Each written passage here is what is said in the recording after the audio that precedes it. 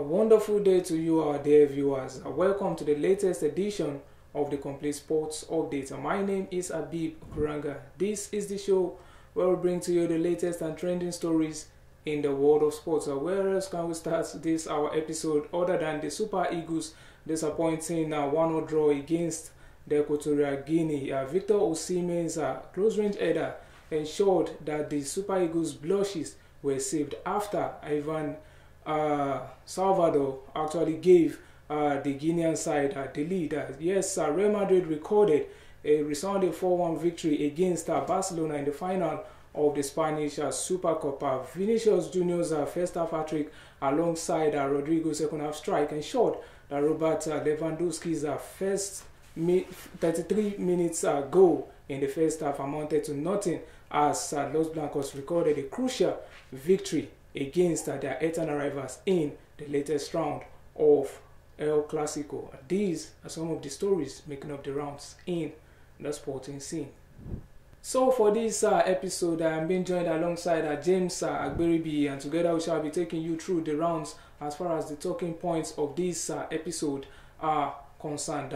Well done and welcome to the show, James. Yeah, thank you very much. Yeah, how has it been? Yeah, fine. The AFCON is up and running, and we've seen some exciting games, and we'll continue to hope that we'll see more exciting trailing and upsets, because that's what makes competition like this tick. Yeah, exactly, because this year's edition of the African Cup of Nations has been, full of surprises so far, with Mozambique coming up with a surprise. Angola also did theirs. It has been so amazing as far as this tournament is concerned. So for the Super Eagles of Nigeria, it was somewhat of a dismal performance from the ends of the Jose Pesero's boys, because people were actually tipping them to edge past Equatorial Guinea, despite the fact that they've not really been at that top level in the last 4 or 5 games, I must say to you. So what do you make of the Super Eagles' performance against the Equatorial Guinea side?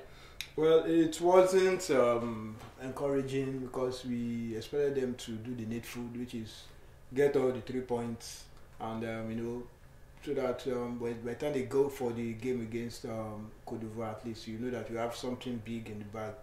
But unfortunately, they had to settle for a draw. They had to come back, yeah, to end the draw, and it wasn't palatable. They missed a lot of scoring chances. Victor Osimhen, Seydou Sanusi, Alao too, they had good scoring chances. Ademola Lookman too they had opportunities to kill off the game, but they just filtered a lot of scoring chances.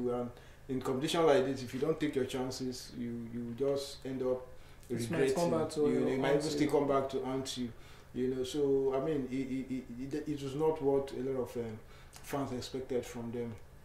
But let's wait and see whether they will be able to correct most of those mistakes that we saw in the first game, as they look forward to the game on Thursday.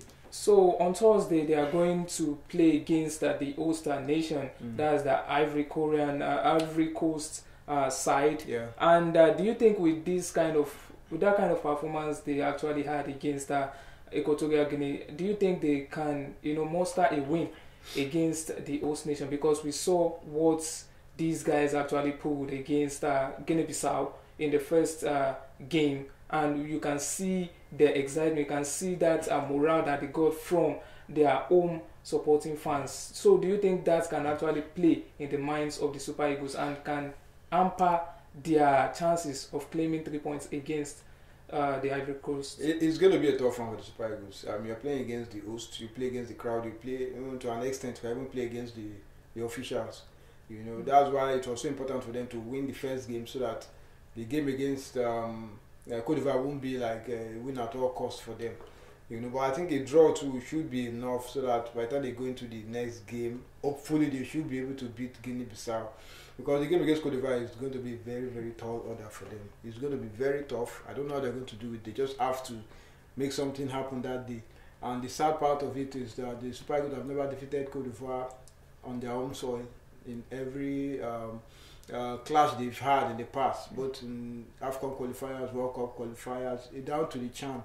The Super Eagles have never defeated them on home soil. I think they've played like 11 games, and the Super Eagles have not managed to record a win against them. So I don't know.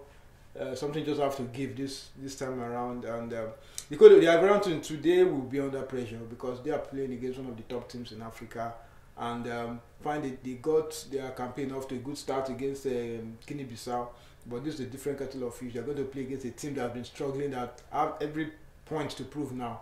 So we just have to wait and see if the Super Eagles will be able to do something positive, because this is a very big test for them, especially for the goalkeeper. Remember the game against Equatorial Guinea, he was hardly tested, and this time around he knows that he's going to face a lot of tests. I'll see how good he is. So can the Super Eagles make it out of the group stage? It's possible for them to make it out. The most important thing for them to get, even a draw should still be good enough for them in the game against Ivory Coast. Because I believe they should be able to take care of Guinea-Bissau. That means they have to come to the party. But anything that makes them to lose against Ivory Coast, the pressure will be massive on them. Because they know that they've not been impressive of late. Down to their qualifiers, some friendly games that we saw, they've not impressed people a lot. So now they have a lot to prove against Ivory Coast. I believe they have what it takes to qualify from the group stage. But the most important thing is for the coach to map out a winning team. Because one thing about the Super Eagles, the current squad, individually they are good, but collectively that's where the issue is. So I believe they have what it takes to qualify, but you just have to do the needful. So we just have to do the needful, and we wish the Super Eagles the very, very best as far as the ongoing African Cup of Nations is concerned. So over to Europe, James. On Sunday, Barcelona were severely battered by their eternal rivals, Real Madrid, and it was more like the talking point was Vinicius Junior's hat-trick. The way he single-handedly, gave Real Madrid the victory and subsequently the trophy at the end of the game. So what do you have to say as regards to the performance of Barcelona, and do you think Real Madrid, with this sort of momentum that they have currently, do you think they have the surge, they have the momentum to go all the way to win something huge come the end of the season? Yes, it's possible. At least the victory against Barcelona, that's a statement victory, 4-1 against your arch rivals. I mean, nothing beats that. And Vinicius Junior coming up with a hat-trick. It goes to show that they are ready to wrestle the title away from Barcelona. Because these are the kind of performance you like to see. You know that this is the team that is ready to go all out and take the title away from Barcelona, and they are doing just that. 4-1, I was surprised because, I mean, for a final like the Super Cup, you expect Barcelona to do something like, it's as if they just collapsed, but Madrid just tore them apart, and I don't know, this for me is the kind of a morale booster for Real Madrid going into the league. I mean, what better way to kickstart the season again, by pulling off such feat against your biggest rivals, 4-1. I mean, and Vinicius to score a hat-trick. When was the last time a player from Madrid scored against Barcelona? So, good one for them, and I think this will be a morale booster for them. And by the time they go back again to the league, who says they cannot use this as a springboard to just go all out to win the league. I'm tipping them to win the league because this Barcelona team is neither here nor there. So that's just, even Girona that is trying to off and puff, I think at some point they will just have to give up. Yeah, we just hope that there will be some element of surprises come the end of the season. And so viewers, thank you very much, James, for the wonderful analysis. So viewers, this is where we are going to wrap up as far as today's episode is concerned. Do take care of yourself and have a wonderful day. Bye for now.